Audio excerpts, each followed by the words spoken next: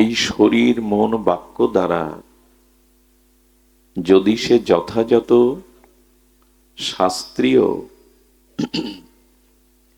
আর সাধুগুরুর নির্দেশিত পথে এটি ক্রিয়াশীল রাখে, তখন এই মন বাক্য শরীর দ্বারা সে ভগবৎ প্রাপ্তি করতে পারে।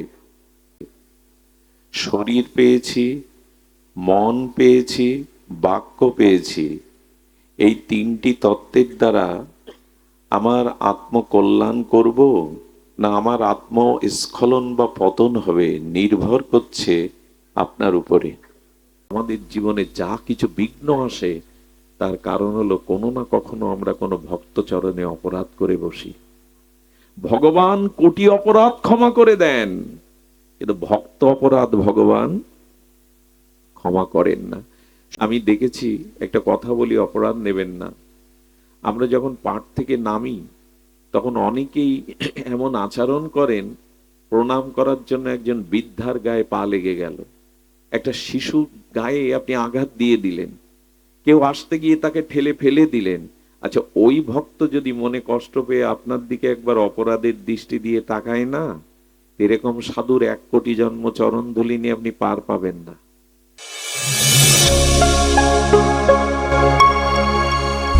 আপনারা দেখছেন সনাতন মিডিয়া ওয়ান ইউটিউব চ্যানেল।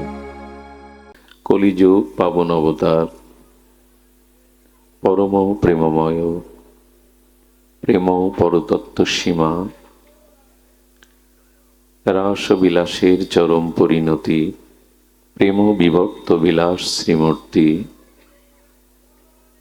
নিখিল পরাৎপর ভক্তবৎসল, অকারণ করুণা বরুণালয়, শচীনন্দন শ্রী শ্রী নদিয়া বিহারী গৌর হরি, প্রেম চিন্তামণি দাতা শিরোমণি, অক্রোধ পরমানন্দ পতিতের বন্ধু, পতিত উদ্ধারণ পতিত পাবন, শ্রী ছিল নিতাই চাঁদের মহানুকম্পায়, শ্রী শ্রী গান্ধার্বিকা গিরিধারীর অহেতুকী করুণায়, এই ভাগবতীয় ভক্তিময় আনন্দময় কল্যাণময় ভাগবত নিকেতনে হরিকথার প্রারম্ভে অস্মদীয় পরমারাধ্য জীবন সর্বস্ব জীবন ধন প্রাতঃস্মরণীয় পরম বন্দনীয় শ্রী শিল গুরু মহারাজের রাতুল আতুল চরণারবিন্দে পরাধ্য কোটি দণ্ডবৎ প্রণতি। মহাপ্রভুর প্রিয় অনুরাগী সংকীর্তন আচার্য বেদগণ, পরম বৈষ্ণবজন, সাধুজন, মহন্তজন, সুধীজন, শ্রদ্ধাশীলা ধর্মশীলা কল্যাণিয়া ভগবতী অংশ সম্ভূতা মাতৃগণ, সকল ভক্তচরণে সশ্রদ্ধ দণ্ডবৎ প্রণতি। শরীর বাক মন ভিজৎ কর্ম প্রারভতে নর, ন্যায্যং বা বিপরীতং বা পঞ্চয়িত তস্য হে তবে। স্বয়ং ভগবান এই অলৌকিক চিন্ময় বাণীতে 18 অধ্যায় মোক্ষযোগে 15 অধ্যায়ে তিনি বলছেন, মানুষের এই শরীর মন এবং বাক্য,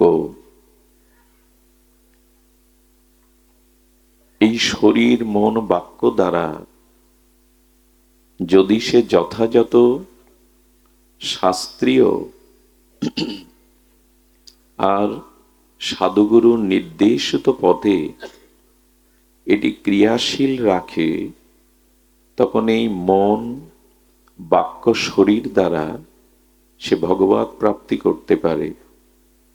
আর যদি অকার্যচিত অর্থাৎ শাস্ত্র এবং সাধু বর্জিত, যদি সে শরীর মন এবং বাক্য শাস্ত্র বর্জিত জীবন চর্চার পথে পরিচালনা করে, তবে এই তিনটি দ্বারাই তার পতন হয়। স্খলন হয়, নরকগামী হয়। এখন সিদ্ধান্ত আপনার আমার চিন্তা বিবেকের কাছে। শরীর পেয়েছি, মন পেয়েছি, বাক্য পেয়েছি, এই তিনটি তত্ত্বের দ্বারা আমার আত্মকল্যাণ করব না আমার আত্মস্খলন বা পতন হবে, নির্ভর করছে আপনার উপরে। সিঁড়ি দিয়ে আপনি উপরে উঠুন, নিষেধ নাই। আবার আপনি প্রয়োজনে নিচে নামুন, একটিই তো সিঁড়ি। তেমন মন, বাক্য এবং আমাদের শরীর, এই তিনটেই উদ্ধার বা পতনের কারণ। খুব মার্মিক একটি বিষয় যদি ধ্যান দেন। আচ্ছা, আমরা যে শরীর পেয়েছি, এখানে নরনারী, শিশু, কিশোর, মূর্খ, বিদ্বান, ভিখারি এবং রাজা, প্রত্যেকের শরীর একই উপাদান দিয়ে তৈরি। এমন নয় যে যুবরাজের শরীরটার কিছু বেশি উপাদান দিয়ে গঠন করেছেন ভগবান। সকলের শরীরে একই পাঁচ তত্ত্ব বিরাজমান, কম বেশি নাই। আচ্ছা, শরীর একই বস্তু দিয়ে, একই উপাদান দিয়ে প্রত্যেকের শরীর নির্মাণ হয়েছে। আবার ভগবান বললেন, রাজার জন্য বা প্রজার জন্য 24 ঘন্টা সময় সকলের জন্য বরাদ্দ। দিন রাত 24 ঘন্টা। রাজা বেশি প্রয়োজনীয় বলে তার জন্য 26 বা 28 ঘন্টা নয়, সকলের জন্য 24 ঘন্টা। আবার সকলের জন্য সূর্য, চন্দ্র, মাটি, বায়ু, জল সমানভাবেই আমি দিয়েছি। নির্ভর করছে এই শরীর পেয়ে তুমি অকার্য, অশাস্ত্রীয় কাজের দ্বারা তুমি পতন করবে নিজের, না উদ্ধার হবে। শরীর ব্রহ্ম সাধনার খলু, অর্থাৎ ব্রহ্ম সাধনার উপকরণ, আবার শরীরই পতনেরও উপকরণ। নির্ভর করছে আপনার উপরে। দেখবেন, একই মনুষ্য শরীর পেয়েছি, একই চন্দ্র সূর্য, একই আলো বাতাস পেয়েছি, কারো পতন হচ্ছে, কারো উদ্ধার হচ্ছে কেন? সকলের জন্য সুযোগটা তো সমান নাকি? 24 ঘন্টা তো সকলের জন্য সমান। গীতা আপনার জন্য আমার জন্য না, এমন কি? সকলের জন্য সব ব্যবস্থা যদি সমান হয়, কেউ উদ্ধার হচ্ছে, কারো পতন হচ্ছে কেন? এর কারণ এই শরীর, বাক্য এবং মন আমরা অশাস্ত্রীয় কাজে যদি নিয়োগ করি, তাহলে এর দ্বারাই আমাদের পতন হবে। আর যদি শাস্ত্রীয় বা গুরু আনুগত্য নিয়ে, সাধু আনুগত্য নিয়ে এই তিনটে ক্রিয়া পরিচালনা করি, তবে আপনি দেবতাদেরও ঊর্ধ্বে উঠতে পারবেন। নির্ভর করছে আপনার চিন্তা, চেতনা, মনের উপরে। শরীরটাকে কাজে লাগান। এখন তো গৃহে আপনি আস্বাদ্য চর্বচেষ্য লেজ্জ পেয়ে আর সারাদিনের কর্মক্লান্ত শরীরটা বিশ্রাম নিতে পারতেন, আহারাদি করে বিনোদনমূলক অনুষ্ঠান দেখতে পারতেন, পরিবারের সকলকে নিয়ে গল্পগুজব করতে পারতেন। কিন্তু আপনারা তা করেননি, কারণ জেনেছেন একটা বৃষ্টির বিন্দু পৃথিবীতে পড়লে তার স্থায়িত্ব খুব বেশিক্ষণ থাকে না। একটি বৃষ্টির বিন্দুর মতো আমাদেরও আয়ু, কখন ফুরাবে জানি না। এজন্য শরীরটাকে কাজে লাগাতে হবে, ভজনে, সাধু সঙ্গে। এই জন্য এসেছেন আপনারা। তো একই শরীর, কেউ পাশে থেকেও সে এখন জাগতিক প্রাকৃত দেহ সুখ ভোগ করছে, আর কেউ আপনারা মাটিতে বসে সাধুগুরুর চরণ ধুলি মাখছেন। নির্ভর করছে এই শরীরটাকে আপনি কি কাজে লাগাবেন। দ্বিতীয় বাকি থাকলো বাক্য। দেখুন, এই যে শব্দ, একে বলে ব্রহ্ম। শব্দ, খুব ধ্যান দিন, শব্দ ব্রহ্ম। শব্দ, আচ্ছা, একটি শব্দের দ্বারা বিধ্বংসী, লোকক্ষয়ী, রক্তক্ষয় যুদ্ধ বাঁধতে পারে, আবার একটি শব্দের দ্বারা পৃথিবীতে যুদ্ধ থেমে গিয়ে শান্তি প্রতিষ্ঠা হতে পারে বাক্যের দ্বারা। এদিকে ধ্যান দিন, চরণধুলি পরে নিবেন, এদিকে ধ্যান দিন।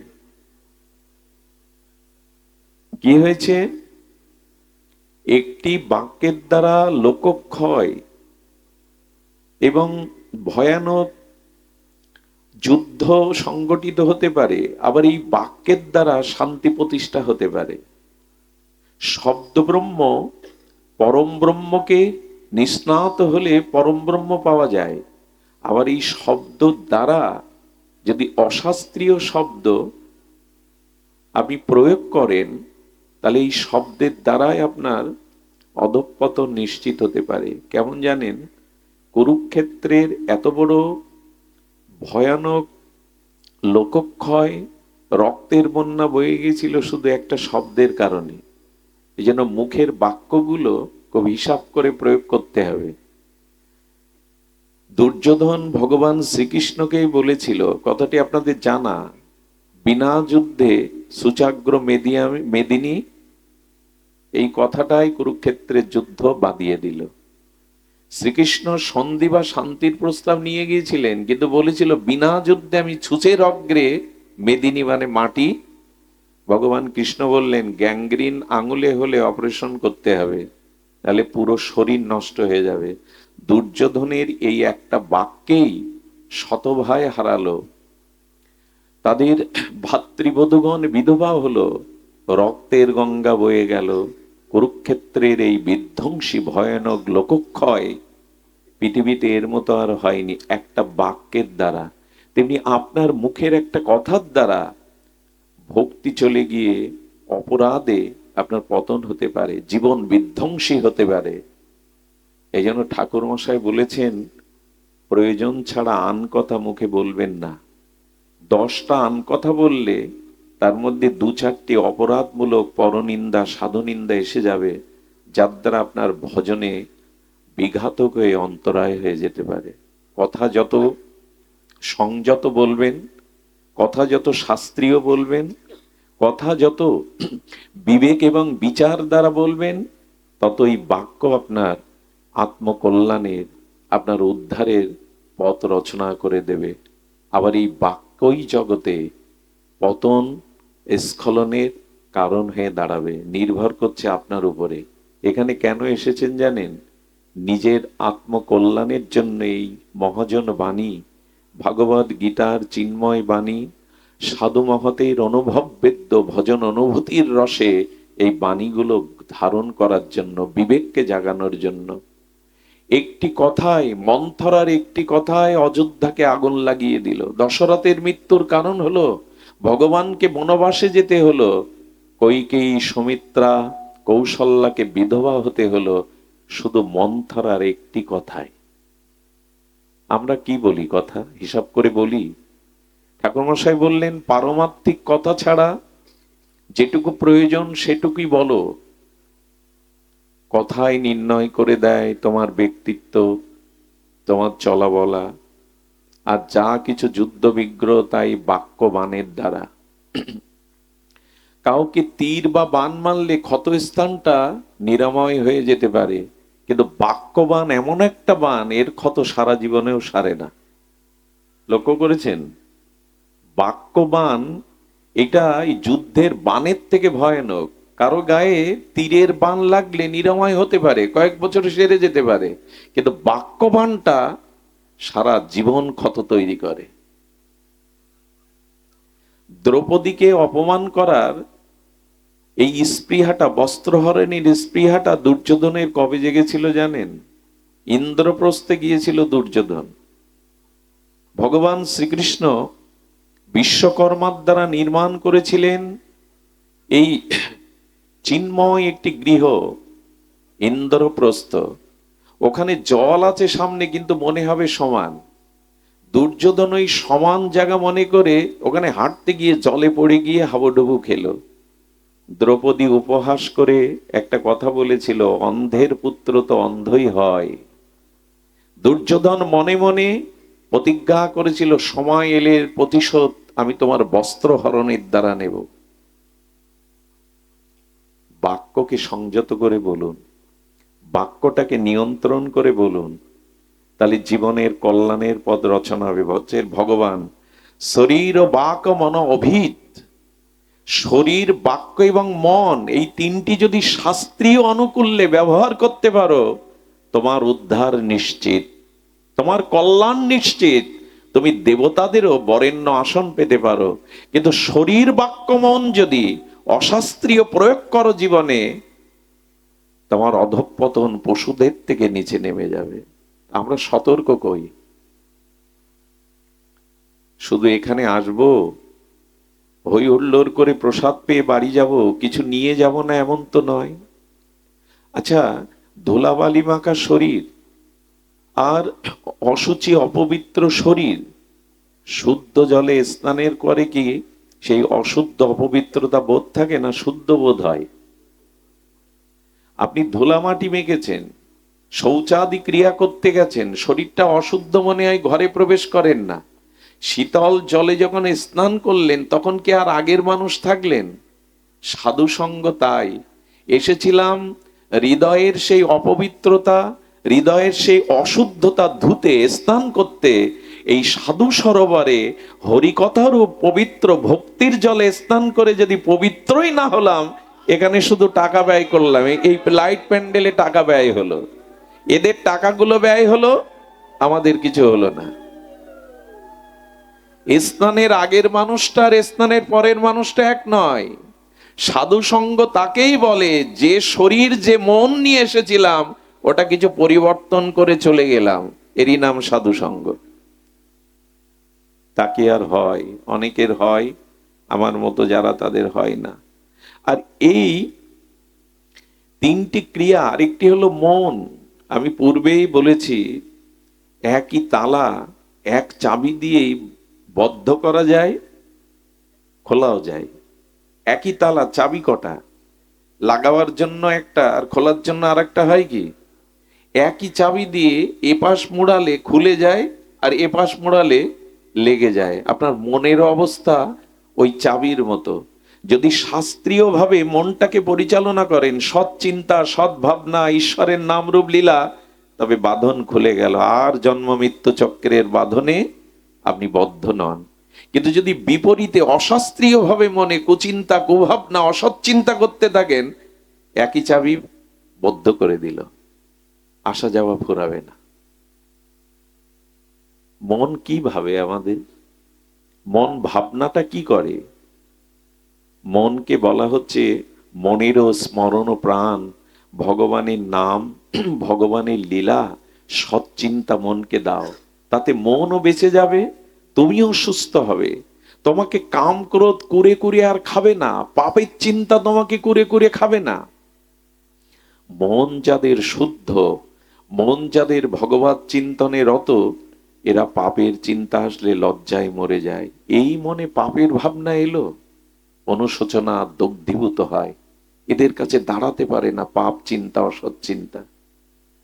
এই জন্য দয়া করে বাক্যকে, মনকে, শরীরকে শাস্ত্রীয় অনুশাসনে, শ্রীগুরু সাধুদের আনুগত্যে এটা সিঁড়ি করুন, যাতে মুক্তি পেতে পারেন, কল্যাণ পেতে পারেন, ভক্তি পেতে পারেন।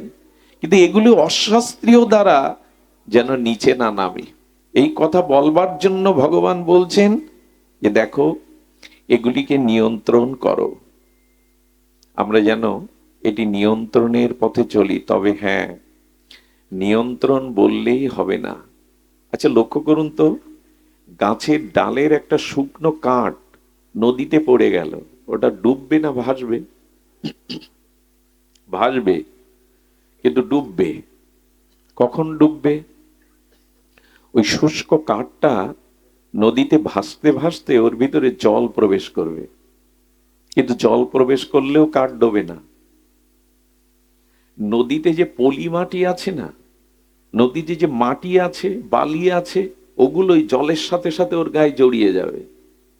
যত ধুলাগুলি, পলি মাটিগুলো জমবে, ওর ভিতরে নদীর জল যত প্রবেশ করবে, তখনই আর কাঠটা অনেক কাল জোয়ার ভাটায় ভাসছিল তখন ডুবে যাবে।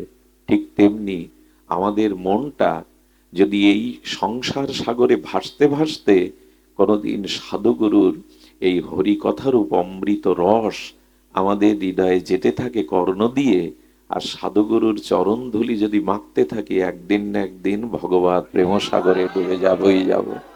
ডোবা সম্ভব, ডুবে যাওয়া সম্ভব। শুকনো কাঠটাতে জল প্রবেশ করান, আর ধুলা পলিমাটিগুলোর গায়ে লাগতে দিন, একদিনও ডুবে যাবে। সাধুগুরুর চরণ ধুলিতে এবং এই ভক্তি প্রবাহমান হরি কথার পূর্ণ বাড়ি যদি অন্তরে প্রবেশ করে হৃদয়ে, তবে জানলেন ডুবলেন প্রেম সাগরে, আর ভাসতে হবে না। এই জন্ম মৃত্যু কর্মফলে আপনাকে আর ভাসতে হবে না।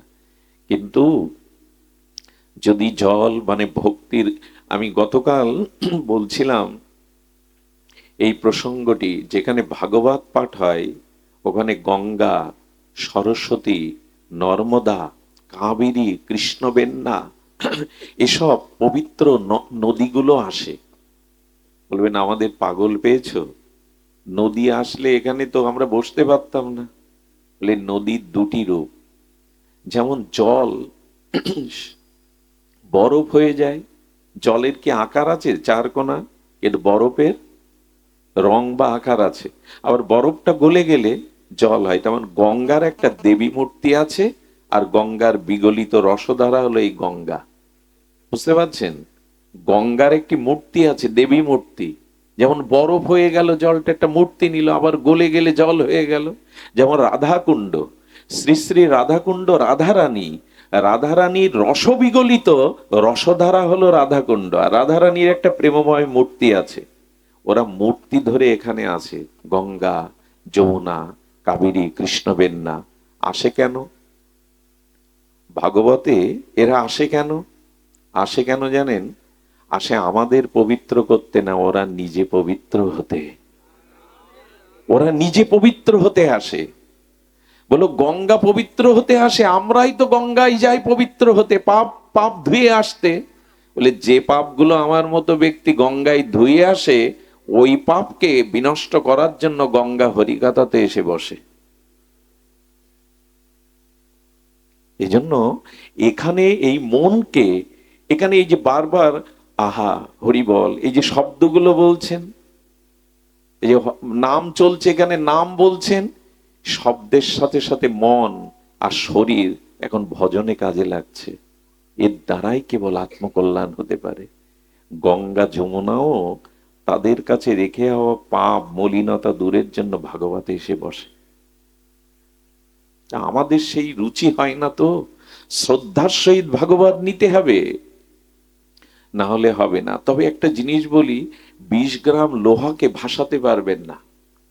10-20 গ্রাম 1 কেজি লোহা জলে বা নদীতে সাগরে দিলে ডুবে যাবে।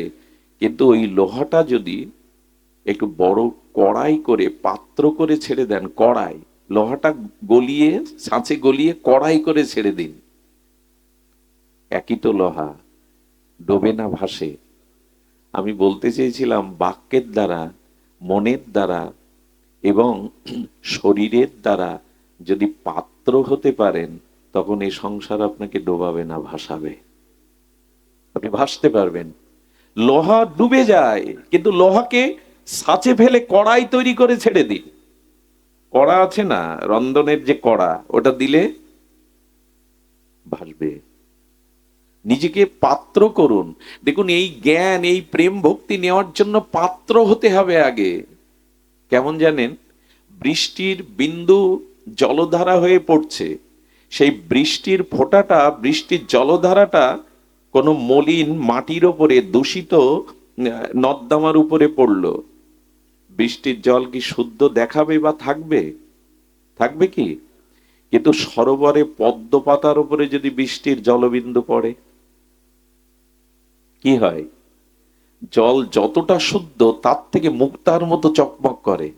অথচ একই জল পাশে যদি কোনো মাটিতে পড়ে, দূষিত জলে পড়ে, ওটার পবিত্রতা থাকবে না। এটা বৃষ্টির জলের পক্ষপাতিত্ব নয়, পাত্রের পক্ষপাতিত্ব। সেই মন ও বাক্য শরীর পাত্র করেছি তো, যে এখানে এই ভগবানের বাণীগুলো হীরার মতো জল জল করবে। এজন্য পাত্র হতে হবে। 100 মণ লোহা ভেসে যেতে পারে যদি কাঠের সাথে নৌকা করে ছেড়ে দেন, তখন আর লোহা ডুববে না। তা যারা সাধু সঙ্গ, ভগবানের নাম রূপ লীলার সাথে যুক্ত হয়েছে, তারা ডুববে না, বরঞ্চ ওই লোহা তখন ওপারে নিয়ে যাবে। ও তো ভাসবে আর আপনাকেও ভাসিয়ে ওপারে নিয়ে যাবে। এই জন্য প্রয়োজন হলো আপনাকে তৈরি হতে হবে, পাত্র হতে হবে। এই পাত্রটা যতদিন না হতে পারছি, ততদিন এই আসা যাওয়া সার্থক হবে না, সাধুসঙ্গ হরি কথা সার্থক হবে না। পাত্র হতে হবে। কি করে হবেন? এই কথাটা লিখে নিন। যারা যেখানে দাঁড়িয়ে বসে আছেন, করুণা করে দয়া করে হাত জোড় করে বলছি, কথাটা লিখে নিন। কেমন জানেন কেমন করে পাত্র হবেন? আমি বহু আগেও কথাটা বলেছি। এক রিক্সাওয়ালা না, এক সৌম্য সুদর্শন এক মহাপুরুষকে প্রশ্ন করছে, আপনি তো মহাপুরুষ, পৃথিবীতে সব থেকে বড় কি? মহাপুরুষ উত্তর দিচ্ছেন, তোমার প্রশ্নের মধ্যে ওই বড়টা আছে, পৃথিবী সব থেকে বড়। আমাদের সামনে সব থেকে বড় কি? পৃথিবীটাই তো। তখন রিক্সাওয়ালা আবার প্রশ্ন করছেন, পৃথিবীর থেকে বড় কিছু আছে কি? বলে হ্যাঁ আছে। বলে কে? বলে পৃথিবীকে যে ধারণ করেছে সে পৃথিবীর থেকে বড়। বলে পৃথিবীকে কে ধারণ করেছে? বলো চতুর্ভুজের মূল সংকর্ষণ অংশের অংশ কলা কলাংশু অংশাশু অনন্ত শেষ নাগ পৃথিবীকে ধারণ করে আছে। বেদে কি বলছেন? ভাগবতে অনন্ত নাগ পৃথিবীটাকে, তো যে যাকে ধারণ করে সেই তো বড়। তো পৃথিবীকে ধারণ করে আছে অনন্ত শেষ নাগ। আবার রিক্সাওয়ালার প্রশ্ন, শেষ নাগের থেকে কেউ বড় আছে? বলো আছে, শেষ নাগকে যে ধারণ করেছে সেই বড়। যে যাকে ধারণ করে, বলে শেষ নাগকে কে ধারণ করেছেন? বলে ভগবান ঝুটঝুটি শঙ্কর। ভগবানের শিবের গলায় শেষ নাগ ধারণ হয়ে আছে। বলে শিব বড়। বলে ভগবান শিবের থেকে কে বড়? বলে শিব ঠাকুরকে যে ধারণ করে আছে। শিব ঠাকুরকে কে ধারণ করেছে? শুনুন, একবার লঙ্কেশ ত্রিলোক বিজয়ী দেবতাদের ত্রাস দশানন রাবণ গেল কৈলাসে। গিয়ে দেখছে ভগবান শঙ্করকে প্রণামের জন্য যোগী ঋষি মুনি ধ্যানীরা দাঁড়িয়ে লাইন দিয়ে। কিছু মানুষের অভিমান আছে, অহংকার আছে, আমি বড়, আমি লাইনে দাঁড়িয়ে প্রণাম করব গুরুদেবকে। ও করেছে কি, রাবণ কৈলাস সহ হাত করে উঁচু করে ধরেছে, কৈলাস সহ। শিব ঠাকুর দুলছে, হাতে তুললে কি হবে? কৈলাসটা টালমাটাল অবস্থা। মা পার্বতীকে বলছে, কৈলাসে তো ভূমিকম্প হওয়ার কথা না। বলে ভূমিকম্প হয়নি, আর আপনার এক চেলা প্রণাম না করতে পেরে লাইনে দাঁড়িয়ে এসে কৈলাসকেই তুলে ধরেছে হাতের উপরে। রাবণ এত শক্তিশালী ছিল। আর রাবণকে ডেকে ভগবান শিব বললেন, তোমাকে আর আসতে হবে না প্রণাম করতে, প্রণাম নিতে আমি তোমার লঙ্কায় যাব প্রতিদিন। এভাবে প্রতিদিন ভূমিকম্প আর তুলে ধরবে। বলছে রাবণের থেকে বড় কে? রিক্সাওয়ালার আবার প্রশ্ন, রাবণের থেকে কে বড়? বললো রাবণকে যে বিনাশ করেছে সেই রামই বড়, ভগবানই বড়। এবার রিক্সাওয়ালার চোখ বড় বড় হয়ে গেছে, ভগবানের থেকে বড় কি কিছু আছে? সাধু মৃদু হেসে বললেন, ভগবানকে যে ধারণ করেছে সে ভগবানের থেকেও বড়। কে ধারণ করেছে? ওই দেখো হনুমানের দিকে, বুকের মধ্যে হৃদয়ের মধ্যে সে জানকী বল্লভকে ধারণ করেছে। ভগবানকে যে ধারণ করে সেই বড়, ভগবানকে যে ধারণ করে সেই বড়। রিক্সাওয়ালা অবাক হয়ে বলছে, ও তাহলে ভগবানের থেকে ভক্ত বড়? বলো তাই তো শাস্ত্র বলে, হৃদয়ে তো ভক্তই ভগবানকে ধারণ করে রাখে। এখন আপনাদের ওই যে কথাটা লিখে নিতে বলছি সেই কথাটা হলো এই, একবার রামদাস বাবাজি মহারাজ কীর্তন করছিলেন বাঁকুড়াতে। রামদাস বাবাজি মহারাজের কীর্তন যারা শুনেছে তাদের প্রেম হয়ে গেছে, ভক্তির গঙ্গা বয়ে যেত। তো রামদাস বাবাজি মহারাজের কীর্তনের পরে কীর্তন শুনতে আমন্ত্রিত হয়ে এসেছিলেন ব্রহ্মজ্ঞ ঋষি, কে জানেন? জয় দয়াল গোয়েন্দাকা, গীতা প্রেজের সত্ত্বাধিকারী ছিলেন। এই ব্রহ্মজ্ঞ লীন মহাপুরুষ বাবাজি মহারাজকে বলছেন, এটা প্রশ্ন করছেন, कैसे झूठ मिलेगा প্রেম। হিন্দুস্তানি তো বলছেন খুব তাড়াতাড়ি প্রেম ভক্তি কি করে মেলে বলো। প্রশ্নটা আবার বলি, ঝুট कैसे প্রেম মিলেগা, ঝুট মানে খুব দ্রুত প্রেম ভক্তি কি করে মেলে বলো। রামদাস বাবাজি মহারাজ উত্তর দিচ্ছেন, আহা কি মর্মস্পর্শী উত্তর। উনি বললেন, আপনি গীতাশ্রয়ী, গীতায় আপনার প্রাণ, উপনিষদ বেদ ভাগবত আপনার প্রাণ, তবে গীতার বাণী জীবনে চরিতার্থ করে ভগবান পাওয়া যাবে তা বিলম্ব হবে, ঝট করে পাওয়া যাবে না। ওই জন্য তো প্রশ্ন করছি, খুব তাড়াতাড়ি কি করে প্রেম ভক্তি পাওয়া যাবে। বাবাজি মহারাজ চোখ বন্ধ করলেন, হৃদয়ের অনুভূতিটা জাগিয়ে বললেন, যে পেয়েছে তাকে ধরলেই তাড়াতাড়ি পাওয়া যাবে, যে তাকে পেয়েছে তাকে ধরো। আহা কি বিস্ময়কর কথা। বৈষ্ণব বন্দনায় দাদারিরা কি কীর্তন করেন, কৃষ্ণ সে তোমার, তুমি দিতে পারো, তোমারও শকতি আছে। কৃষ্ণ কার? কৃষ্ণ বৈষ্ণবের, ভক্তের। এই বলে কৃষ্ণ সে তোমার, তুমি দিলে দিতে পারো, তোমারও শকতি। যে তাকে পেয়েছে তাকে ধরুন, দ্রুত পেয়ে যাবেন, বিলম্ব হবে না। যার কাছে যা আছে সে তাই দিতে পারে, যার কাছে নেই সে কি করে দেবে আপনাকে। যে হৃদয়ে ভগবানকে ধারণ করেছে সেই ভক্তের চরণ ধরুন, ভক্তকে আঁকড়ে ধরুন, উনি আপনাকে দিতে পারে। প্রধানমন্ত্রীর একান্ত সচিব যিনি, তার সাথে যদি পরিচয় থাকে, আত্মীয়তা থাকে, প্রধানমন্ত্রীর সাথে দেখা করা খুব কঠিন হবে না। তেমনি ভগবানের একান্ত প্রিয় ভক্তকে ধরুন, খুব দ্রুত ভগবান পাওয়ার এই হলো উপায়, এটাই হলো উপায়। কারণ ভগবান কি বলেছেন জানেন? ভগবান বলছেন, অহং ভক্ত পরাধীন অস্বতন্ত্র ইব দ্বিজ। আরে ভগবান অজিত, তাকে কেউ জিততে পারে না, ভগবানকে কেউ পরাস্ত করতে পারে না, কিন্তু সেই ভগবান পরাধীন শুধু ভক্তের কাছে। অহং ভক্ত পরাধীন অস্বতন্ত্র ইব দ্বিজ, আমি স্বতন্ত্র কিন্তু পরতন্ত্র ভক্তের কাছে। ভক্তের কাছে আমি স্বাধীন নই, পরাধীন। কে বলছেন? স্বয়ং ভগবান। আরো কি বলছেন জানেন? বলছেন, সাধু বিগ্রস্ত হৃদয় ভক্ত ভজ জনক্রিয়া। ভগবান এও বলে দিয়েছেন, আমার মন আমাতে নাই, সাধুকে দিয়ে দিয়েছে, আমি মালা বদল করে নিয়েছি। সাধুর মনটা আমি নিয়েছি আর আমার মনটা সাধুকে দিয়েছি। তাহলে সাধুর কাছে কার মন আছে? একটু কথা বলুন, কার মন আছে? বিনিময় হয়ে গেছে, মালা বদল হয়ে গেছে। সাধুকে ধরলেই ভগবানের মন পাওয়া যায়। এই জন্য যে পেয়েছে তাকে ধরো, দ্রুত পেয়ে যাবে তাকে, দ্রুত পেয়ে যাবে তাকে। জয় রাধে। কেটে গেল নাকি তোমার? জয় শ্রী রাধে। কণ্ঠ তো ছিল না, কথা বলতে পারছিলাম না। দেখো কোথায় আরেকটু সামান্য ভলিউম বাড়িয়ে দাও। ভাগবতে কণ্ঠ যে কোথা থেকে আসে জানি না, কণ্ঠের যা দুরবস্থা। এই জন্য বলছেন, সাধু বিগ্রস্ত হৃদয়ে ভক্তই ভক্ত জনপ্রিয়। সুধীজন, এই জন্য ভক্ত দিতে পারে ভক্তি, ভগবান না।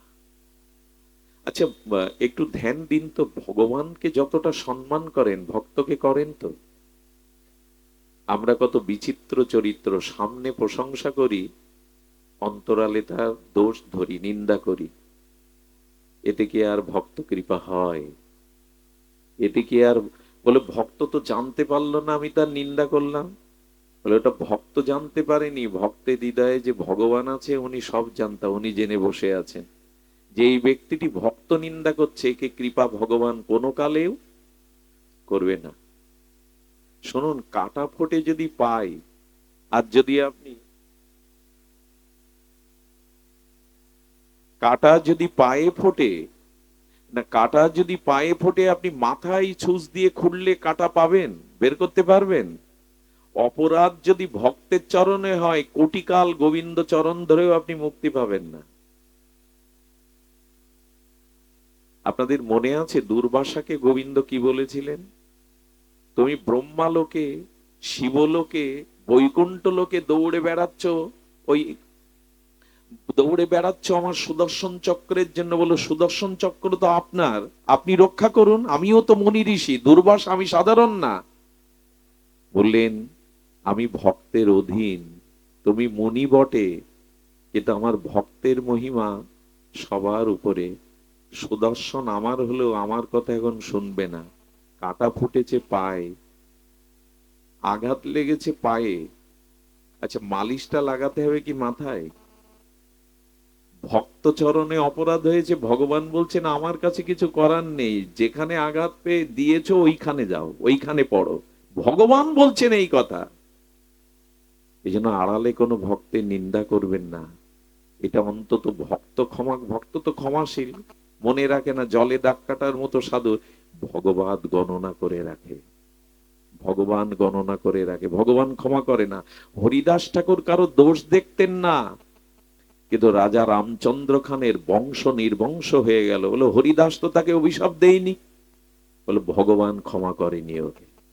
ভক্ত অপরাধ ক্ষমা করে, কিন্তু ভক্ত চরণে অপরাধ করলে ভগবানই তাকে শেষ করে দেন। এটা না হলে ভক্তাধীন ভগবানের মহিমা থাকে না। আর কি বলেছে?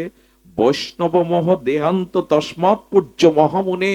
দুর্বাসাকে বলেছিলেন অন্য যন্তং পরিত্যাজ্যং বৈষ্ণবান ভজস্ব্রত।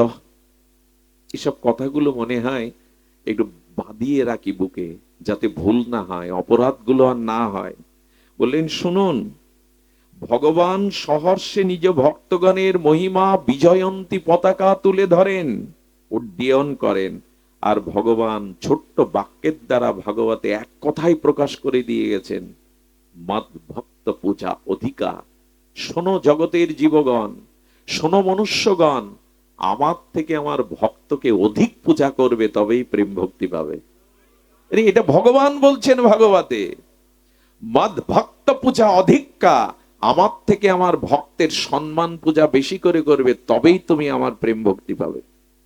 আমরা করি উল্টো, আমরা মন্দিরে দেবতাকে গিয়ে প্রণাম করি, সাধু দেখলে আড়ে তাকায়, যেন কতকালের শত্রু।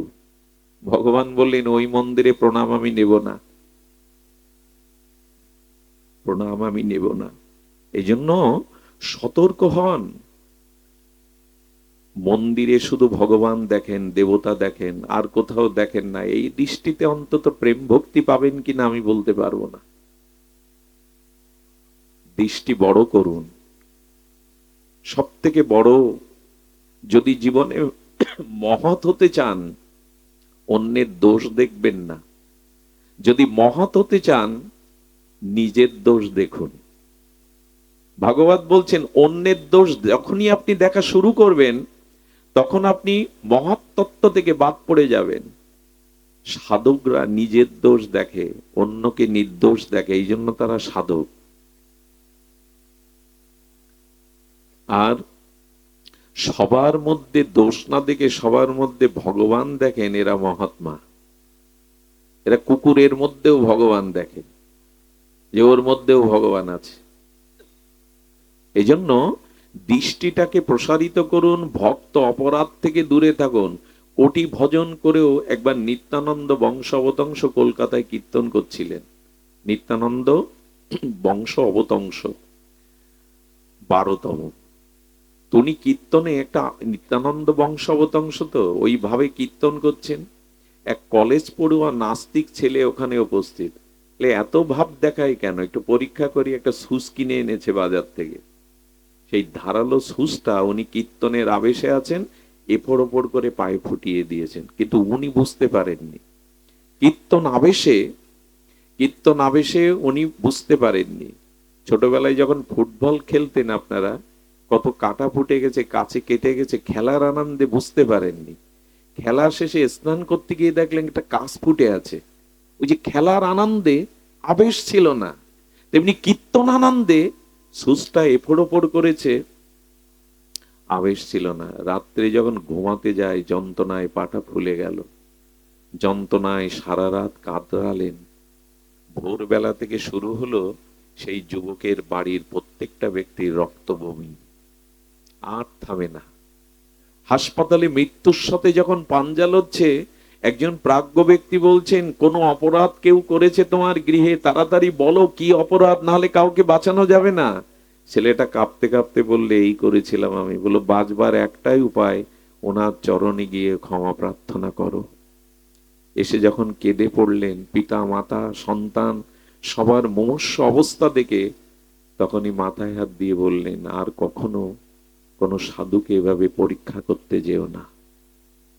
উনি তুলে নিলেন হাত, সকলেই নিরাময় হয়ে গেল। আমাদের জীবনে যা কিছু বিঘ্ন আসে, তার কারণ হলো কোনো না কখনো আমরা কোনো ভক্ত চরণে অপরাধ করে বসি। ভগবান কোটি অপরাধ ক্ষমা করে দেন, কিন্তু ভক্ত অপরাধ ভগবান ক্ষমা করেন না।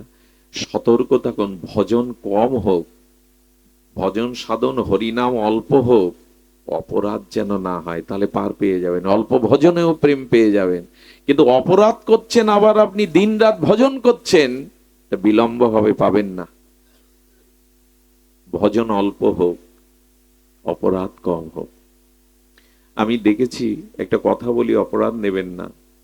আমরা যখন পাঠ থেকে নামি, তখন অনেকেই এমন আচরণ করেন, প্রণাম করার জন্য একজন বৃদ্ধার গায়ে পা লেগে গেল, একটা শিশু গায়ে আপনি আঘাত দিয়ে দিলেন, কেউ আসতে গিয়ে তাকে ঠেলে ফেলে দিলেন। আচ্ছা, ওই ভক্ত যদি মনে কষ্ট পেয়ে আপনার দিকে একবার অপরাধের দৃষ্টি দিয়ে তাকায় না, এরকম সাধুর 1 কোটি জন্ম চরণ ধুলি নিয়ে আপনি পার পাবেন না। আপনি কেন মঙ্গল নিতে গিয়ে অপরাধে জড়িয়ে যাচ্ছেন? আচ্ছা, এইখানে যদি কোনো মহাপুরুষ আসে, তার পায়ে হাত দিয়ে প্রণাম করা লাগবে না, তিনি চলে গেলেন, তবু তার পায়ের ধুলো পাবেন, কারণ ধুলোটা তিনি নিয়ে যেতে পারেননি, এখানে রেখে গেছেন। ধুলোটা উনি নিয়ে যেতে পারেননি, চরণ নিয়ে উনি চলে গেছেন, কিন্তু ধুলোটা উনি নিয়ে যেতে পারেন। বৃন্দাবনের থেকে ভগবান নিত্য লীলায় অপ্রকট লীলায় চলে গেছেন, কিন্তু বৃন্দাবনের ধুলি গোবিন্দ সাথে নিয়ে যাননি। সব থেকে মহাত্মারা কি করে জানেন? সাধু চলে গেলে ওই যাওয়ার পথের দিকে তাকিয়ে থাকে, যেখানে যেখানে সে চরণ রেখেছিল ওই ধুলিটা নিয়ে মাথায় মাখে। একজনকে গা দিয়ে আঘাত দিয়ে, একজন বৃদ্ধাকে কষ্ট দিয়ে আপনি চরণ ধুলি নেওয়ার জন্য ব্যস্ত হয়ে গেলেন, এতে যে অপরাধ হলো তাতে এক প্রণামে কাজ হবে না। সাবধান থাকবেন, ভজনে যেন অপরাধ না জড়িয়ে যায়। পায়ে প্রণাম করলেই সব হয়ে যায় এরকম না, কাছে গিয়েই প্রণাম করতে হয় এমন না। সকালবেলা উঠে শুদ্ধ বৈষ্ণবকে স্মরণ করে প্রণাম করলেও তার আশীর্বাদটা আপনার কাছে চলে আসে স্মরণে। এই জন্য প্রণামের এটা বিধি নয়। প্রণামের বিধি হলো যথাযথ রূপে যদি আমরা শ্রদ্ধাটা রাখতে পারি, ওই ধুলার মধ্যেই সব পাওয়া যাবে।